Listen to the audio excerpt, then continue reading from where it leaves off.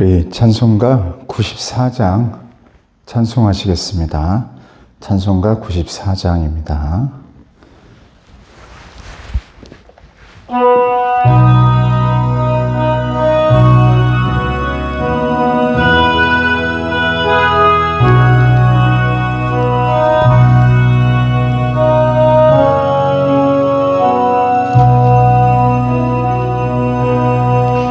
주 예수보다 더 귀한 것은 없네. 이 세상 부귀와 바꿀 수 없네. 영축은 내 대신 돌아가신 그 놀라운 사랑 잊지 못해. 세상 즐거움 다 버리고 세상 자랑 다 버렸네. 주 예수보다 더 귀한 것은 없네. 예수밖에는 없네. 주 예수보다 더 귀한 것은 없네. 이 세상 명예와 바꿀 수 없네. 이전에 즐기던 세상 일도 주 사랑하는 마음 뺏지 못해. 세상 즐거움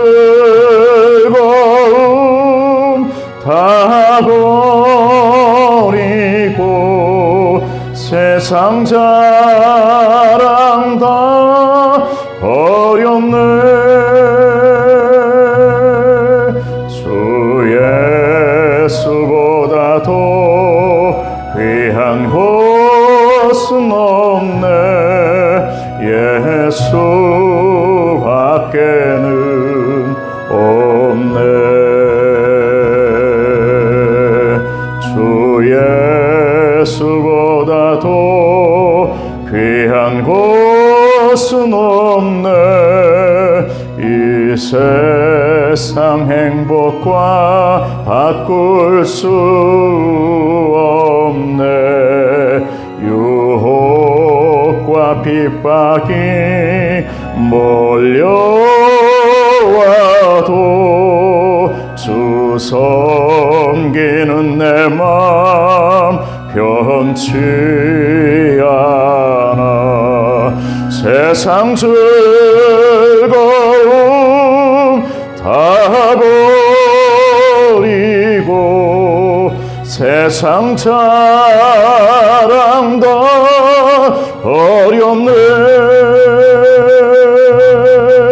주 예수보다 더 귀한 것은 없네. 예수밖에는 없네.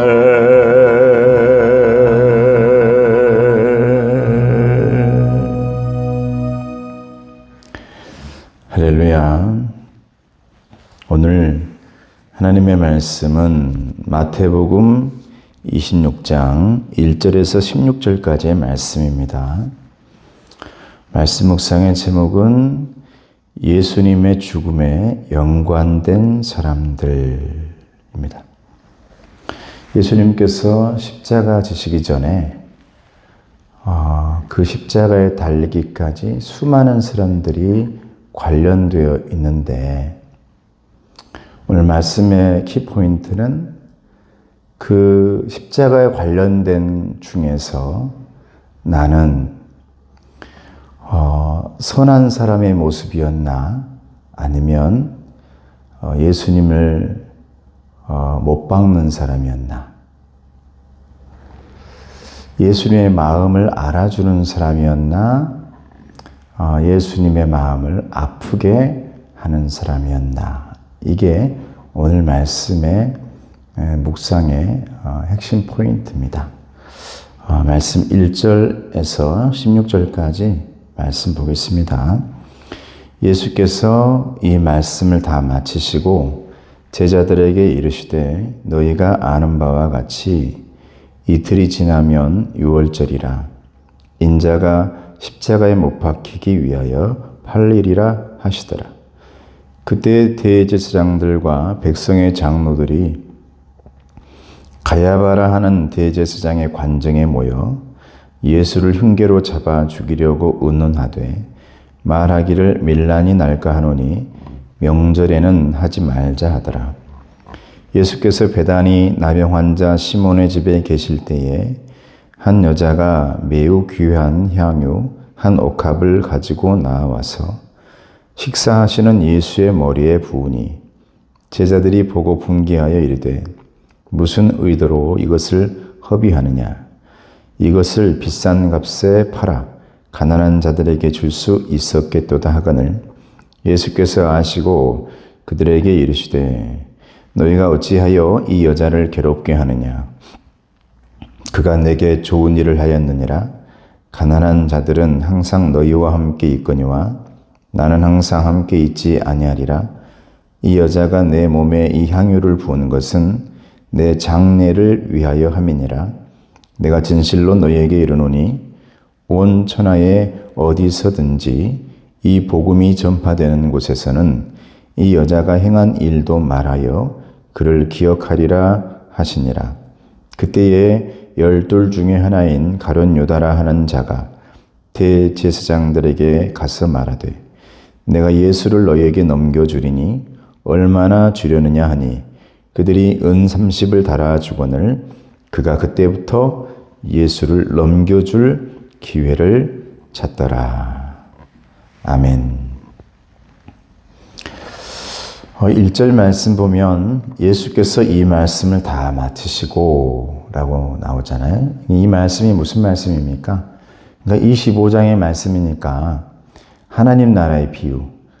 천국은 마치 그러니까 어쩌면 예수님께서 이제 정말 내가 하나님의 명을 따라서 십자가를 져야 할 하나님의 시간이 다 다가왔기 때문에 죽음의 시간이 다가왔기 때문에 그들에게 하나님 나라의 백성으로 어떻게 살아야 할지를 마치 유언처럼 제자들에게 천국 백성, 천국은 이런 곳이야. 그러니까 너희들도 천국 백성처럼 살아야 돼. 그리고 내가 백성들을 그렇게 아꼈던 것처럼 우리 예수님이 어떻게 아꼈습니까?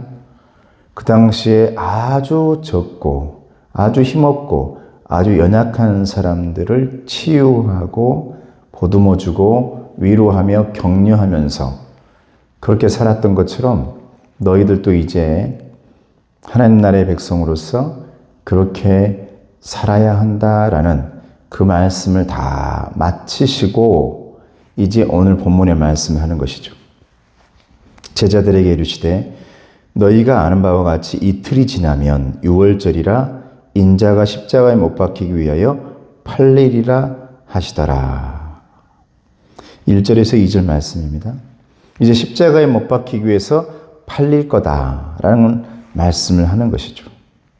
유월절, 이틀이 지나면 유월절이다.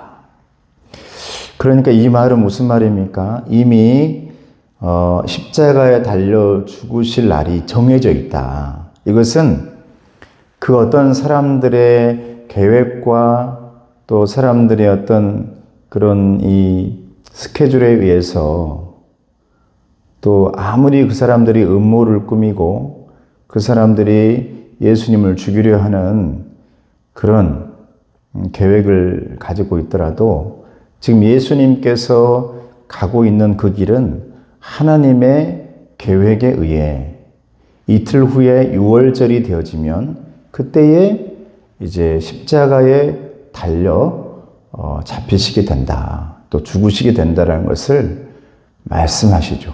그러니까 이것은 제자들아, 이것은 너희들의 계획도 아니고 또 사람들의 계획도 아니야. 나는 사람들에게 잡혀서 십자가 지는 게 아니야. 내가 하나님의 계획에 의해 십자가에 달려 그리고 그곳에서 너희의 죄악을 다 용서하기 위해 십자가 지는 거야. 이 계획을 주님께서 선포하시는 것이죠. 정확히 너희들이 알아야 된다라고 말씀하시는 겁니다. 여러분, 6월절이 어떤 날입니까? 왜 하필이면 6월절일까요? 여러분, 6월절은 6월, 죽음을 넘어간 날이잖아요. 넘어갔다.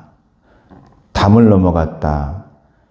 어떤 내 앞에 있는 짐의 어떤 그 고개, 아니면 여러 가지 그 모든 고비, 이 모든 걸 넘어갔다라는 의미가 6월이라는 의미입니다. 여러분 잘 알다시피 6월절이라는 것은 이제 마지막 광야로 떠나기 전에 애굽에서 마지막 10번째 재앙이 장자와 모든 처음 난 것들이 죽는 그 심판을 당하고 있을 때 하나님의 백성들에게 선포하죠. 모든 문지방과 문 앞에 어린 양의 피를 다 바른 집은 죽음의 사자가 6월 넘어가게 되어지고, 그러니까 하나님의 백성들의 집에 있는 모든 하나님의 백성들은 살게 되어지고 나머지 모든 것들은 심판받게 되어지는 그 날이 바로 6월절이거든요. 왜 예수님은 이 6월절을 선택하셨을까? 다른 게 아니죠. 이 6월절이라는 것은 죽음을 넘어가는 날입니다. 십자가에 죽으시지만 그러나 그 죽음을 이겨내고 또 그 죽음을 넘어가서 부활하게 되어지는 놀라운 곳이 십자가요. 그 십자가를 넘어 부활로 넘어가는 예수님의 승리, 나를 위해, 여러분들을 위해 승리해 주시는 예수님. 이렇게 하나님은 계획해 놓으신 것입니다. 하나님은 그렇게 준비해 놓으신 것이죠. 그래서 6월절은 심판과 이 승리가 공존하는 날입니다. 어느 곳에서는 심판이요, 어느 곳에서는 또 승리라는 거죠. 그러나 저와 여러분들에게는 이 십자가는 결코 심판이 아니에요. 죽음 또한 아닙니다. 주님의 죽음에 의해서 우리는 살게 되어지는, 내게 승리의 이 카드, 승리의 열쇠를 우리에게 주어지는 그런 날인 것을 믿으시길 바랍니다. 근데 오늘 본문에 보니까 죽음에 연관된, 예수님의 죽음에 연관된 사람들이 오늘 본문에서는 이 사람이 나와요. 한 사람은 3절에서 5절까지 유대 지도자들의 음모, 유대 지도자들. 그리고 6절에서 13절까지는 한 여인의 헌신, 마리아의 헌신이죠. 그리고 14절에서 16절까지는 가롯 유다, 이 제자의 배신이 나옵니다. 예수님이 죽음에 이르기까지, 십자가에 지기까지 이제 준비되어지는데 유대 지도자들의 음모가 있습니다. 그들은 예수님이 너무 싫었죠. 계속해서 마지막까지 말하는 것이 자신들을 찔렀거든요. 이 폐부를 찔러요. 아픈 곳을 찔러. 그 누구도 자신들에게 그렇게 말 못했는데 저 예수란 자가 우리를 향해, 유대 지도자들을 향해서 아주 강하게 얘기합니다. 자기들이 지금껏 쌓아놓은 아성 바벨탑을 무너뜨리려고 해요. 그러니까 예수를 죽이려는 흉계를 꾸미고, 또 그런 어떤 음모와 흉계를 들키지 않게 하기 위해서 어떻게 하면 우리가 비판받지 않고 우리가 직접적으로 욕을 먹지 않으면서 저 예수를 죽일까?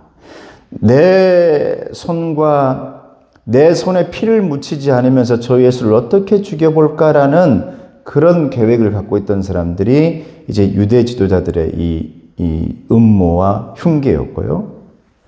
그런데 그 중에서도 빛나는 한 사람이 있어요. 빛나는 한 사람이. 그게 마리아의 헌신입니다. 나병 환자 시몬의 집에 있을 때 한 여자가, 이 이름이 마리아라고도 나오죠. 그 한 여인이 향유 옥합을 깨뜨려서 예수님의 머리에 부어줍니다. 아낌없이 부었습니다. 이걸 예수님은 어떻게 바라보시고 마음속으로 받아들이시냐면, 이 여인이 지극히 연약하고 지극히 부족하고 지극히 힘없는 이 여인이 자기 모든 힘을 다해서 온 정성을 다해서 깨뜨려서 머리에 향유를 부어주는 것을 예수님이 뭐라고 말씀하시냐면 내 장례를 준비해 준다. 내 죽음을 준비해 주는 것이다. 뭘 하지 마라. 주변에 있는 사람들은 그것을 낭비라고 합니다. 낭비. 그걸 허비라 그래요. 왜 그렇게 허비하냐? 왜 그렇게 낭비하냐? 여러분, 그런데 남들이 볼 때는 허비이고 낭비지만 예수님이 보실 때는 그걸 뭐로 보냐면 헌신이라고 해요. 헌신. 여러분, 낭비의 눈으로, 허비의 눈으로 보면 이해가 안 돼요. 저 사람들의 헌신이 이해가 안 되죠. 세상에 어떻게 그럴 수가 있어? 어떻게 저럴 수가 있어? 평생을 모은 것을. 어떻게 저렇게 허비에, 낭비에. 이런 관점으로 보는 사람에게는 한 사람의, 그리고 적은 사람의 내 헌신을 볼 줄 모릅니다, 여러분. 예수님은 그런데 그 작은 자, 그 힘없는 자, 그 연약한 자의 온 힘과 정성을 다하는 그 헌신을 보신 거예요. 그리고 받아주신 겁니다. 헌신은 그냥 그 자리에 놓여 있을 때는 여러분, 나만 일방적인 헌신은 헌신이 아니거든요. 내가 뭔가를 헌신할 때 받아주는 분이 있어야 드디어 거기에 이름이 새겨집니다. 헌신이라고. 드린 거잖아요. 그런데 나만 일방적으로 계속 드리고 받아주시지 않는다면 이건 헌신이 아니죠. 일방적인 그냥 계속 다른 거 하고 있는 거잖아요. 근데 그 여인의 헌신을 주님이 받아주셨잖아요. 받아주셨어요. 그래서 그 헌신은 받아주시니까 그 여인에겐 위로가 되고 격려가 되고 얼마나 감사가 되는지. 나 같은 사람의 것도 나 같은 사람도 받아주신다. 여러분, 선물도요, 일방적인 거 아니잖아요. 받아줄 때 선물이 되어지는 것이죠. 받아줄 때. 그래서 오늘 이걸 낭비라고 보고 허비라고 보는 눈으로만 본다면 이것은 헌신이 될 수가 없어요. 사랑이 될 수 없죠. 그래서 거기에 감사를 찾아볼 수 없는 거예요. 여러분, 믿음은 이런 헌신에서 나오는 겁니다. 믿음이란 자체가. 하나님의 것이니까. 믿음은 일방적이지 않거든요. 하나님이 주셨고 내 안에 생겨난 거예요. 내 안에서 그게 꽃이 피워지는 거거든요. 하나님 것이거든요. 그러니까 하나님께 감사하고 헌신하고 하는 것이죠.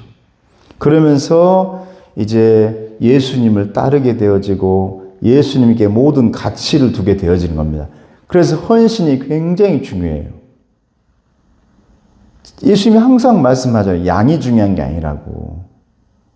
근데 허비와 낭비라고 하는 사람들은 그 양을 말하고 있거든요. 야, 그 많은 것을, 그 엄청난 것을, 여러분, 마음을 볼 줄 알아야 되거든요. 마음. 근데 예수님 주변에 있던 사람들이 그 여인의 마음과 그 준비하는 그 정성은 보지 않고 깨뜨린 그 향유의 그 양과 가치만을 본단 말이죠. 근데 예수님은 절대 그렇지 않습니다. 1달란트든 2달란트든 5달란트든 1데나리온이든 엽전 한 입이든 그게 문제가 아니라는 거죠. 헌신이기 때문에 마음이 담겨 있으니까, 정성이 있으니까 우리 주님이 받아주시는 겁니다. 이게 예수님이 죽음에 얼마나 큰 위로가 됐을까요? 이제 앞으로 십자가 져야 되는데 얼마나 위로가 되고 격려가 됐을까? 아마 힘이 됐을 겁니다. 힘이. 또 이제 제자 중에 가룟 유다가 은 30에 배신하고 예수님을 팔 기회를 찾더라. 내가 예수를 너에게 넘겨주리니 얼마나 주려 하느냐. 그들이 은 30을 달아주거늘 그가 그때부터 예수를 넘겨줄 기회를 찾더라. 미리 돈을 받아버렸어요. 이미 마음을 먹어버린 거예요. 그리고 언제 예수님을 팔지를 계속 찾고 있는 겁니다.